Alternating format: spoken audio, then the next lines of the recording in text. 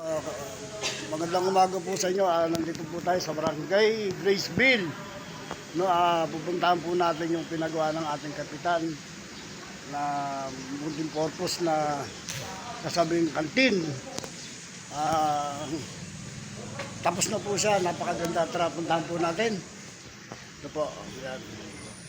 Ayan po. Yung kanyang pintuan, salamin. Ayan ho. Napakaganda dito. Ayan. Ayan. Napakaganda.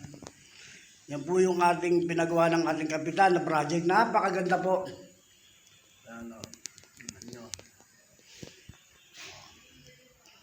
Ang inano po dyan, bamboo. Pinandingding o.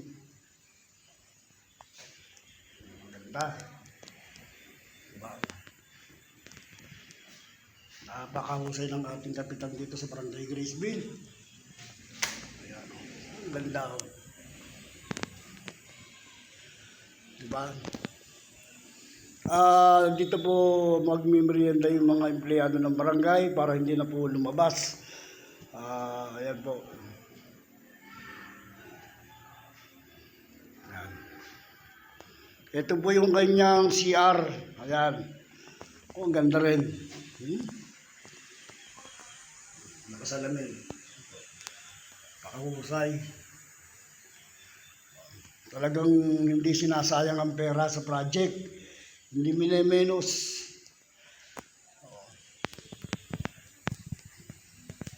Yan po, yan, naka-sliding po siya. Yan, sliding. Ang ganda o. Pinakabalkonahin niya. Yan, ang ganda. Ilog.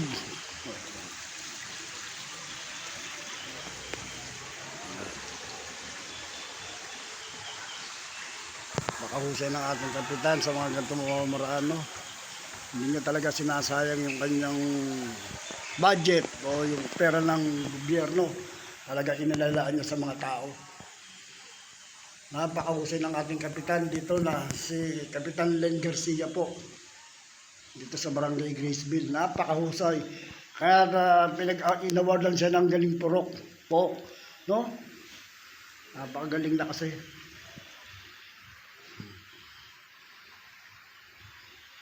Yan po, kayo na lang po humusga. No? Napakagaling ng ating kapitan. Hindi mo pwedeng baliwalain. Napakagaling. Sana lahat ng barangay sa Bulacan at kung saan pa man, sana lahat ng kapitan ganitong kagaling. No? Napakahusay niya. Walang ibang katulad kundi si Kapitan Len Garcia lang. Napakagaling tao.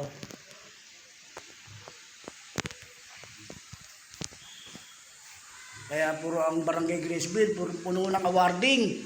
Dito po sa Bulacan. Napakagaling niya kasi. Yan po. Okay, maraming salamat po sa inyo lahat, no?